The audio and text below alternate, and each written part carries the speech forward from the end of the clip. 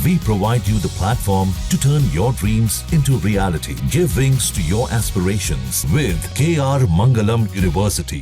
नमस्कार, मैं हूं राहुल राजपूत। आस्था का दरबार हो या फिर सरकारी व्यवस्थाएं, भ्रष्टाचारियों की करतूत से कोई भी जगह नहीं बची है और रुड़की की कलियर शरीफ दरगाह की जमीन भी ऐसे ही भ्रष्टाचारियों के कब्जे में आ चुकी है।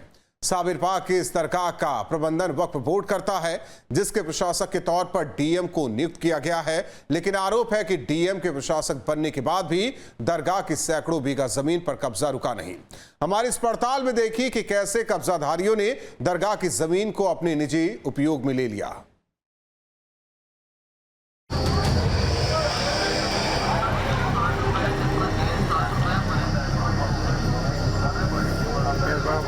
लंबी लंबी कतार, दरगाह में सजदा करने वालों की भीड़ इनके जुनून और सुकून की कहानी को बयां कर रही है। इन ज़ायरीन को विश्वास है कि साबिर पाक की पाक दरगाह इनकी जिंदगी को खुशनुमा बनाने के लिए काफ़ी है। तभी तो सजदे में सर झुकाने वालों की गिनती भी कम नहीं। मगर दुखद ये कि मजहबी विश्वास पर भ्रष्टाचार की चोट देने वालों की भी संख्या कम नहीं है। तस्वीरों में हरिद्वार की जिस दरगाह को आप देख रहे हैं, ये दरगाह वक्फ बोर्ड की निगरानी में है, जिसके प्रशासक जिलाधिकारी खुद हैं।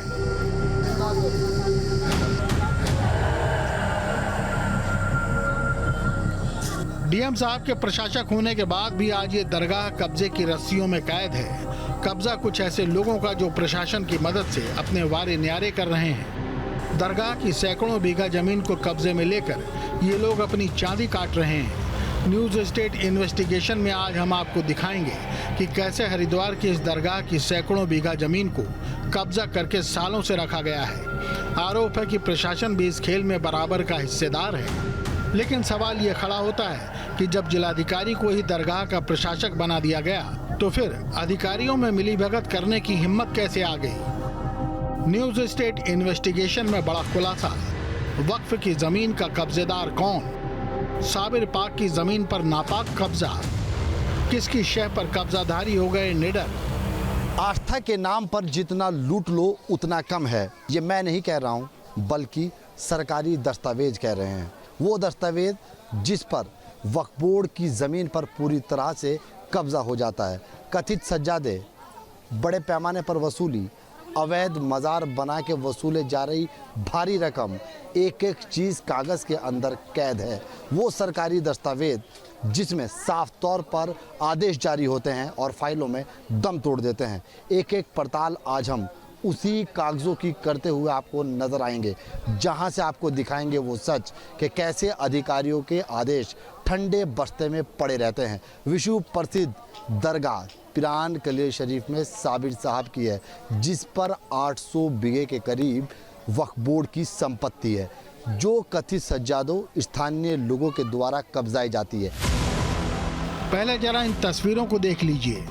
दरअसल ये 3 तस्वीरें ही इस दरगाह की जमीन पर चल रहे कब्जे की कहानी को बयां कर रही हैं। अवैध कब्र, जमीन का कब्जा और मिलीभगत का नतीजा। दरअसल ये 3 वही जगह है जिनको लेकर इस दरगाह का विवाद चल रहा है। विश्व प्रसिद्ध दरगाह साबिर साहब के नाम पर सज्जादा नशीनों ने करोड़ों रुपए की जगह को खुर्द-बुर्द किया हुआ है, पूरी तरह से कब्जा है। मामले की बातचीत करने के लिए जब सज्जादा नशीन से बात की जाती है तो वो अनदेखी करते हैं। वहीं हाईकोर्ट के आदेश के अनुसार जिलाधिकारी हरिद्वार को प्रशासक नियुक्त किया गया हुआ है।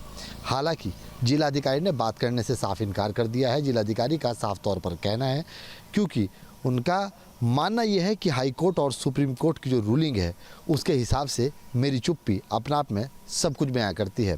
बहरहाल सी बात है कि भ्रष्टाचार के अंदर में कई अधिकारियों के नाम शामिल होते हुए नज़र आते हैं। इतना ही नहीं, अगर बात कलियर की जाए तो कलियर के अंदर में देश विदेश से ज़ायरीन आते हैं, अपनी अपनी आस्थाएं, मन्नतें और मुरादे को लेकर आते हैं और यहाँ से सुकून हासिल करते हैं। लेकिन ये सुकून जब भ्रष्टाचार में पूरी तरह से लिप्त हो जाए तो फिर सुकून कहाँ रह जाता है। अधिकारियों की ज़बान पर ताला इस बात के संकेत देता है कि भ्रष्टाचार लगातार जारी है और रोज़ आए दिन एक नया भ्रष्टाचार उजागर होता आपके सामने आता रहता है। बहरहाल सी बात है, देखना ये होगा कब अधिकारियों की चुप्पी खुलेगी और कब उनके मुंह से हटता हुआ ये ताला संकेत देगा कि आखिरकार कार्रवाई कब होगी, क्योंकि करोड़ों रुपए की वक्फ बोर्ड की ज़मीन को जिस तरह से खुर्द-बुर्द किया गया है, ये अपने आप में उन लोगों के लिए संकेत हैं जिन्होंने भ्रष्टाचार किया है, लेकिन उनको अभी तक सज़ा नहीं मिल पाई है। देखना ही होगा कार्रवाई कब तक होती है। तस्वीरों में दिख रही ये कब्र दरअसल पूरी तरह से अवैध है, ऐसा आरोप है शिकायतकर्ता का। यही नहीं, वक्फ बोर्ड की तरफ से इन कब्र को हटाने के लिए डीएम को एक पत्र भी लिखा जा चुका है। तस्वीरों में अभी आप उसी पत्र को देख रहे हैं, जिसमें डीएम महोदय को इस अवैध कब्र को हटाने के निर्देश भी दिए हुए हैं। उत्तराखंड के अंदर पिरान कलेर शरीफ में जो वक्फ बोर्ड की ज़मीन है, जो साबिर साहब के नाम पर है, जिस दरगाह में मैं खड़ा हूँ यह वही साबिर साहब की दरगाह है, और यहाँ पर उस वक्फ बोर्ड की ज़मीन पर 5 कब्रें अवैध रूप से बना दी जाती हैं। आदेश आता है कि उनको कब्ज़ा मुक्त कराया जाए, लेकिन नहीं कराया जाता। 2021 से लेकर के 2025 4 साल बीत जाते हैं। आदेश हमेशा फाइलों के अंदर दफन होते हैं और उन्हीं फाइलों के अंदर में दम तोड़ देते हैं। तस्वीर आपको हम दिखा सकते हैं कि आपको यहाँ पे लाइन से लगातार 5 जो कब्रें हैं वो नज़र आनी शुरू हो गई होंगी, और ये वही 5 कब्रें हैं जिनका जिक्र आदेश के अंदर किया गया है कि इनको यहाँ से कब्ज़ा मुक्त कराया जाए। हालांकि वक्फ बोर्ड की संपत्ति और वक्फ बोर्ड की संपत्ति पर किस तरह से अवैध रूप से कब्ज़ा किया जा रहा है और धड़ल्ले से अपना कारोबार चलाया जा रहा है। आपको यहाँ पर देखिए फूल नज़र आ रहे होंगे, गुल्लर नज़र आ रहे होंगे। ये वो गुल्लर हैं जिसके बारे में कहा जाता है कि इसको खाइए, आपके जिसको संतान नहीं होती उसके संतान हो जाएगी। लोग यहाँ पर अपनी मन्नतें मुरादें आस्था के लिए आते हैं, लेकिन धड़ल्ले से यहाँ पर पूरी अवैध तरीके से जिस तरह 5 जो कब्रें आपको नज़र आ रही होंगी ये बना दी गई हैं, और यहाँ पर काफ़ी बड़े पैमाने पर, मोटे पैमाने पर अवैध वसूली की जाती है। आदेश फाइल के अंदर दम तोड़ता है, जिला अधिकारी को आदेश जारी किया जाता है, वक्फ बोर्ड के सीईओ इसके लिए आदेश जारी करते हैं। वहीं ज्वाइंट मजिस्ट्रेट की चुप्पी भी अपने आप में संकेत देती है कि जब संयुक्त मजिस्ट्रेट यानी कि ज्वाइंट मजिस्ट्रेट रुड़की, जिसको यहाँ पर एसडीएम कहा जाता है, आखिरकार एक बार भी आके उन्होंने यहाँ पर सर्वे क्यों नहीं किया। ये दरगाह रुड़की के पिरान कलियर शरीफ की है। शिकायतकर्ता का आरोप है कि इस दरगाह की 700 बीघा जमीन पर सज्जादा नशीन ने कब्जा किया हुआ है। बड़ी बात तो यह है कि शिकायतकर्ता का आरोप है कि साल 2014 से दरगाह में सज्जादा नशीन का पद ही खाली पड़ा है, लेकिन फिर भी आरोपी दरगाह की ज़मीन और वहां के प्रबंधन को पूरी तरह से अपने निजी उपयोग में ले रहा है।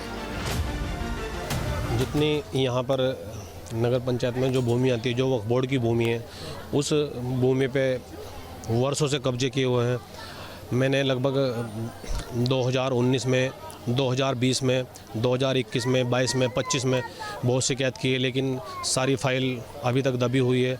डीएम साहब के यहाँ शिकायत की है, वक्फ बोर्ड सीईओ के यहाँ शिकायत की है, मजिस्ट्रेट के यहाँ शिकायत की है। जो मनमानी आती है वक्फ बोर्ड की ज़मीन में, जो बड़े बड़े कब्जा धारक करते हैं, क्योंकि एक पार्टी ऐसी है जो अपने आप को यहाँ सज्जादा बताते हैं, वो कहीं लिखित में सज्जादा है भी नहीं, क्योंकि वक्फ बोर्ड ने उसकी नियुक्ति नहीं की है। 2014 से वो पद खाली है। उसके बाद वो जिस ज़मीन में रहते हैं वो ज़मीन भी सीलिंग की है, जिसमें उनका घर बना हुआ है, और वो रोटी भी लंगर की खाते हैं और लाइट भी लंगर के जलाते हैं। साबिर पाक की लाइट जलती है, सब कुछ। और जो मुकदमे हैं वो मुकदमे भी उस ज़मीन की वक्फ बोर्ड से लड़ रहे हैं। शिकायतकर्ता ने साल 2020 में मुख्यमंत्री को इस संबंध में एक लिखित शिकायत दी थी, जिसकी कॉपी भी न्यूज स्टेट के पास है। इसमें शिकायतकर्ता ने लिखा था कि उक्त संपत्ति की सालाना आय 50 लाख रुपए के करीब है, मगर अवैध कब्जाधारियों ने उक्त संपत्ति को कार्यालय की मिलीभगत से अपने अधीन कर रखा है और किसी भी तरह का कोई राजस्व वक्फ को नहीं दिया जा रहा है। इस संबंध में वक्फ बोर्ड के सीईओ की तरफ से एक नोटिस दिया गया, परंतु कार्यालय से मिलीभगत होने के कारण कोई कार्रवाई नहीं हो सकी। उक्त संपत्ति को अवैध कब्जे से मुक्त कराए जाने के आदेश पारित किया जाना न्याय हित में आवश्यक है। उसमें अभी तक कोई जांच नहीं हुई, उसमें कोई कार्रवाई नहीं हुई, क्योंकि बहुत बार वो आदेश आए हैं खाली, और आने के बाद वो यहाँ से जो दरगाह प्रबंधक है वो उनको दबा के रख लेते हैं, कोई जांच नहीं होती उसमें। जो कथित सज्जादे हैं उनका क्या पूरा खेल है आखिरकार? क्यों वक्फ बोर्ड तो सज्जादों को सज्जादा नहीं मानता? वो अपना ताना बाना बन के लोगों को गुमराह करते हैं, लोगों को गुमराह करके उनको अपने जाल में फंसाकर उनसे अवैध वसूली करते हैं, क्योंकि इनका यही कार्य है, कौन सा मजदूरी करते हैं। और इन्होंने जितना भी जहाँ भी है इनके अवैध कब्जे, इनकी अपनी कोई ज़मीन नहीं है। जो भी ज़मीन है यहाँ दरगाह साबिर पाक की है, दरगाह साबिर पाक वक्फ बोर्ड की ज़मीन है, जितनी भी है रह सकते हैं सब। ऐसा तो नहीं है कि कुछ लोग रहते हैं, जब भी कभी अगर कोई कार्रवाई की बात आती है तो कार्रवाई होती है सिर्फ गरीब लोगों पर, गरीब दुकानदारों पर, जो दरगाह को रसीद भी कटवाते हैं, दरगाह को दुकानदार किराया भी देते हैं। जब भी कोई कार्रवाई होती है, ज्वाइंट मजिस्ट्रेट करते हैं या डीएम साहब के स्तर से कोई कार्रवाई कार्रवाई होती है, तो उन गरीब लोगों पे कार्रवाई होती है, नहीं किसी खानका पे कार्रवाई होती है, नहीं कुछ सीलिंग की ज़मीन कब्जा है उस पर कार्रवाई होती है। बड़ी बात तो यह है कि शिकायतकर्ता का दावा है कि 2014 से सज्जादा नशीन का पद खाली है, जिसकी पुष्टि भी उप सचिव के उस पत्र से होती है जो कि 25 मई 2025 को जिलाधिकारी के लिए लिखा गया था। जिलाधिकारी को उप सचिव ने लिखा पत्र में सज्जादा नशीन के रिक्त पद की बात लिखी। रिक्त पद पर नियुक्त की बात कही गई। 2013 से ही सज्जादा नशीन का पद खाली पड़ा है। वक्फ बोर्ड की ज़मीन दस्तावेज में लगभग 700 बीघे के समथिंग है, लेकिन उसका अभी कुछ पता नहीं है कहाँ है, क्योंकि कुछ लोग बेच खाई है। अभी जो मेला भूमि है जिस पर मेला लगता है, वर्षों से मेला लगता आ रहा है, उसको कब्जाने की प्रक्रिया चल रही है लगभग 2014 से।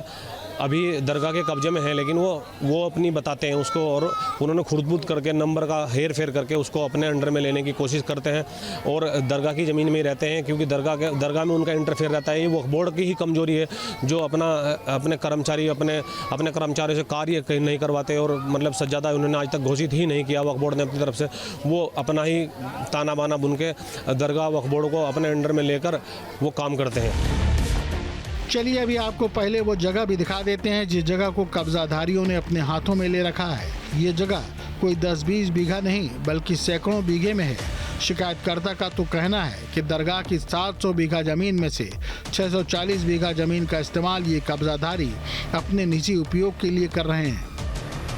देखिए, मैं जिस जगह पर खड़ा हूँ ये वही घर है जो सज्जादा नशीनों का बताया जाता है। तस्वीर आप ठीक मेरे सामने देख सकते हैं। ये जो घर आपको नज़र आ रहा है सज्जादा नशीनों का घर बताया जाता है कि ये वही कथित सज्जादे हैं जिन्होंने वक्फ बोर्ड की ज़मीन पर कब्ज़ा किया हुआ है। हालांकि सुप्रीम कोर्ट में इनका एक मामला गया था जहाँ पर ये जीत गए थे। ये भी आदेश की कॉपी साफ तौर पर दर्शाती है कि एक मामला सुप्रीम कोर्ट में इनके हक़ में सुनाया जा चुका है, ये जीत चुके हैं। लेकिन ये जो आप इनका मकान देख रहे हैं ये वही मकान है जो सीलिंग की ज़मीन पर बनाया गया है। ठीक सामने आपको मेरे खंबा नज़र आ रहा होगा। ये जो सामने आप खंबा आप देख रहे हैं, इस खंबे से जो उस साइड का यानी कि जो पल्ली तरफ का इलाका है, जो दूसरी तरफ का इलाका है, पीछे वाला इलाका है, वो वक्फ बोर्ड के अधीन आता है। और उस खंबे से इधर वाला पूरा इलाका जहाँ पर हम खड़े हुए हैं और यहाँ से लेकर के जहाँ तक आपको नज़र आ रहा होगा ये दुकानें बनी हुई हैं। पूरी तरह से जो अवैध कब्जे हुए हैं वक्फ बोर्ड की ज़मीन पर, ये वक्फ बोर्ड की ज़मीन है और सीलिंग के अंतर्गत आती है। हालांकि दरगाह के अंदर में पूरी ज़मीन है ये, और दरगाह के ही अंतर्गत ये सारी ज़मीनें आती हैं। लेकिन जिस जगह पर मैं खड़ा हूँ ये मेरे ठीक सामने आपको जो घर नज़र आ रहा है सज्जादों का है, और इनको यहाँ पर कथित सज्जादा कहा जा सकता है क्योंकि वक्फ बोर्ड इनको सज्जादा नशीन नहीं मानता है। मामले में संबंधित विभागों की ओर बेशक अवैध कब्रों को हटाने के निर्देश साल 2020 में ही जारी हो चुके हों, मगर आस्था तो आस्था है। सजदे के लिए दरगाह में आने वाले इन ज़ायरीन के हुजूम के सामने शायद प्रशासन के नियम कायदे कानून सब धरे हुए हैं। तभी तो आला अधिकारियों के निर्देश के बावजूद इस दरगाह में बनी अवैध कब्रों पर कोई कार्रवाई नहीं हो सकी है। बड़ा सवाल ये भी है कि आखिर किन अधिकारियों की मिलीभगत से आदेशों की धज्जियां उड़ाई जा रही हैं। विश्व प्रसिद्ध दरगाह साबिर साहब को पूरे देश के अंदर जाना जाता है, जहां पर देश और विदेश से ज़ायरीन आते हैं। यहाँ पर ज़ायरीन अपनी मन्नतें, मुरादें और आस्था लेकर आते हैं और यहाँ से बड़े पैमाने पर फैज़याब होते हैं। दरगाह पे आने के बाद इंसान को सुकून मिलता है, लेकिन ये दरगाह अपने आप में सुकून नहीं बखेर रही बल्कि भ्रष्टाचार में पूरी तरह से लिप्त हो चुकी है। क्योंकि साबिर साहब के नाम पर करोड़ों रुपए की जो वक्फ बोर्ड की संपत्ति है उस पर सज्जादा नशीनों के साथ साथ कुछ ग्रामीणों ने पिरान किले शरीफ के ही कब्जा कर लिया है, जहां पर वो धड़ल्ले से अपना व्यापार को बढ़ावा देते हुए नजर आ रहे हैं। पूरे मामले की जानकारी के लिए अब जिलाधिकारी के संज्ञान में डाला गया, तो जिलाधिकारी से बातचीत करने का हमने प्रयास किया। जिलाधिकारी ने हाईकोर्ट और सुप्रीम कोर्ट का हवाला देते हुए चुप्पी साध ली। हालांकि जिलाधिकारी ने अभी बातचीत करने से इनकार कर दिया है, और यही बातचीत से इनकार करना अपने आप में कई बड़े संकेत देता है, क्योंकि जिस तरह से आला अधिकारियों की ज़बान पर ताला है तो साफ संकेत ये आते हैं कि कहीं ना कहीं भ्रष्टाचार नीचे से लेकर ऊपर तक सभी के साथ गांठ से मिलता हुआ चल रहा है। और यही वजह है जिस वजह से अधिकारियों की ज़बान पर ताला अपने आप में संकेत देता है कि भ्रष्टाचार को जिस तरह से पनपने आए दिन दिया जा रहा है उसके अंदर इनकी खास तौर पर पूरी भूमिका है। देखना ये होगा कब सरकार की आँख खुलेगी और कब ऐसे अधिकारियों पर गाज गिरेगी। और सहयोगी अवैस अली हमारे साथ जुड़े हुए हैं लाइव। अवैस, आपने पूरी रिपोर्ट दर्शकों को दिखाई, हर एक सच्चाई बताई। सवाल यह है कि वक्फ बोर्ड कबूतर की तरह आंखें मूंदे बैठा हुआ है। दूसरी ओर प्रशासक यानी कि टीएम वो उधर देखना नहीं चाह रहे हैं। सवाल इस बात को लेकर है कि ऐसे में तो कब्जाधारियों की मौज है। बिल्कुल राहुल, आपको सीधी सी बात बताएं, क्योंकि जिस तरह से लगातार वक्फ बोर्ड की जमीन पर यानी कि 700 बीघे जो दस्तावेजों के अंदर में दर्शाई गई है, उसके ऊपर लगातार भूमाफियाओं का, कथित सज्जादनशीनों का और यहाँ के स्थानीय निवासियों का कब्जा है। वो धड़ल्ले के साथ में अपना यहाँ से कारोबार चलाते हुए नजर आ रहा है। चाहे उन्होंने वक्फ बोर्ड की जमीन पर कब्जा करने के बाद होटल बनाए हो, चाहे दुकानें बनाए हो, लेकिन हमेशा गरीब ही पिसता है। अगर वक्फ बोर्ड को वसूली करनी होती है तो लगातार गरीब जो दुकानदार हैं उनसे करता हुआ नजर आता है, या जो ऐसे जगह हैं जिनका किराया वक्फ बोर्ड को लेना है वो भी गरीबों से लेता हुआ नजर आता है। क्योंकि बड़े पैमाने पर यहाँ पर जो कब्जा हुआ है वो ज्यादातर बड़ी मछलियों के हाथ हुआ है। क्योंकि देखिए, जितनी भी यहाँ पे खानकाहें वो सारी की सारी वक्फ बोर्ड के अधीन है, वक्फ बोर्ड के अंतर्गत आती है, लेकिन आज तक वक्फ बोर्ड ने कभी उनको खाली कराने का प्रयास नहीं किया। अगर प्रयास किया है तो फिर वो नीचे तक ऑर्डर आते आते थम जाता है और ठंडे बस्ते में गिर जाता है। बहरहाल सी बात है, क्योंकि यहाँ पर सभी लोगों ने खानकाहों के नाम पर जो वक्फ बोर्ड की जमीन है उस पर कब्जा किया हुआ है। देखना यह है कि कब वक्फ बोर्ड की आंख खुलेगी और कब इन पर चाबुक चलेगा, क्योंकि लगातार जिस तरह से वक्फ की संपत्तियों को खुद-बुद किया जा रहा है, ये अपने आप में संकेत देता है कि वक्फ की संपत्ति जब पिरान किले शरीफ के अंदर में जो 700 बीघा लगभग, अगर इस 700 बीघा की बात की जाए तो ये 700 बीघा की पूरी जमीन साबिर साहब के नाम पर दर्ज है। चाहे उसके अंदर टीरा हो, चाहे उसके अंदर हजारा हो, चाहे उसके अंदर पिरान किले शरीफ हो, ये वो जगह है जो साबिर साहब के नाम पर दर्ज है। सूत्र ऐसा बताते हैं कि यूनिलीवर जो कंपनी है उसके शेयर भी साबिर साहब की जमीन पर थे, यानी कि उन्होंने उसको दान दी थी। लेकिन वो जमीन कहाँ गई, कौन उसको निकल गया? तो बहरहाल सी बात है कि तस्वीर आपके सामने है, एक एक चीज से हमने आपको रूबरू कराया और सभी दस्तावेज इस बात की पुष्टि करते हैं कि जो जिस जमीन पर कब्जा हुआ है वो नीचे से लेकर ऊपर तक के अधिकारियों की साठगांठ के साथ हुआ है। क्योंकि इतना बड़ा पैमाने पर जो कब्जा होना धरातल पर, ये अपना आप में संकेत देता है कि किसी एक शख्स इस पूरे मामले को अंजाम नहीं दे सकता, बल्कि इसके लिए नीचे से लेकर ऊपर तक सभी अधिकारी शामिल हैं। जब इस मामले पर जिलाधिकारी हरिद्वार से बातचीत करने का प्रयास किया गया, जिलाधिकारी हरिद्वार से बातचीत की गई, तो जिलाधिकारी ने साफ तौर पर चुप्पी साध ली और उनकी जबान पर ताला नजर आया। क्योंकि ये संकेत है कि जब जिले का प्रशासक यानी कि जिला अधिकारी जो सबसे मेन अधिकारी होता है, जिसके हाथ में पूरी जिले कमान होती है, जब वही मुंह पे ताला लगा ले तो राहुल, बहरहाल सी बात है कि अब कुछ देखने को बचता नहीं है। क्योंकि जो जिला अधिकारी आदेश देते भी हैं, अगर कार्रवाई का भी आदेश आता है तो वो भी ठंडे बस्ते में चला जाता है। ऐसे 50 आदेश हैं जो वक्फ बोर्ड ने जिलाधिकारी के नाम पर किए हैं, लेकिन जिलाधिकारी ने एक पर भी कार्रवाई नहीं की। ये अपना आप में सवाल है कि जिलाधिकारी चिट्ठी लिखते हैं ज्वाइंट मजिस्ट्रेट रुड़की को यानी एसडीएम रुड़की को, और एसडीएम उसके निरीक्षण तक नहीं करते, कोई रिपोर्ट नहीं बनाते। तो दरगाह की और कहीं ना कहीं रुड़की एसडीएम और जिलाधिकारी की जो मिली भगती है, ये संकेत देती है कि भ्रष्टाचार ऐसे नहीं होता, बल्कि सबकी साठगांठ करके होता है। और जिस तरह से सज्जादे नशीन की अगर बात की जाए तो 2013 से लेकर के अब तक का ये पद लगातार खाली चल रहा है। वक्फ बोर्ड खुद ये बात कहता है, लिखित में ये बात कहता है, आदेश देते हुए कहता है, और आरटीआई के माध्यम से जो पूरा खुलासा होता है उससे बिल्कुल स्पष्ट रूप से पता चलता है कि 2013 से लेकर के अब 2025 तक कोई भी सज्जादा नशीन नहीं है, यानी कि कोई भी उत्तराधिकारी नहीं है, कोई गद्दी नशीन नहीं है। तो फिर ये उगाई कैसी, ये अवैध वसूली कैसी? क्योंकि यही संकेत देता है कि लोगों ने अपना पेट भरना साबिर साहब के नाम पर शुरू कर दिया है। क्योंकि ये आस्था का केंद्र है, और आस्था का केंद्र वो केंद्र होता है जहां पर रूहानी ताकतों से आने के बाद जिस्म के साथ साथ रूह को भी सुकून मिलता है। लेकिन यहाँ इसका उल्टा देखने को मिल रहा है, लगातार भ्रष्टाचार। ये अपना आप में संकेत दे रहा है कि आंखें खोल लो, अभी केवल 660 बीघे जमीन गई है। इसी तरह वक्फ की जो और संपत्ति देश के अंदर बची हुई है उनको भी पूरी तरह से खुदर-बुदर किया जा सकता है। हालांकि अब देखना यह है कि इस पूरे मामले पर अधिकारी क्या संज्ञान लेते हैं, क्योंकि हमने अपनी बात को वहां तक पहुंचा दिया है जो अधिकारी के संज्ञान में गई, और अब अधिकारी को देखना है कि उस संज्ञान को कितनी महत्वपूर्ण तरीके से लिया जाता है और धरातल पर जो आदेश फाइलों के अंदर बंद है उनको खोले जाते हैं, और कब ये आदेश खुलेंगे और कब इन आदेशों पर कार्रवाई होगी, ये देखने वाली बात होगी राहुल। लेकिन सवाल यह है कि जिनके ऊपर जिम्मेदारी, वो अपनी जिम्मेदारी से भाग रहे हैं, इसके पीछे वजह क्या हो सकती है?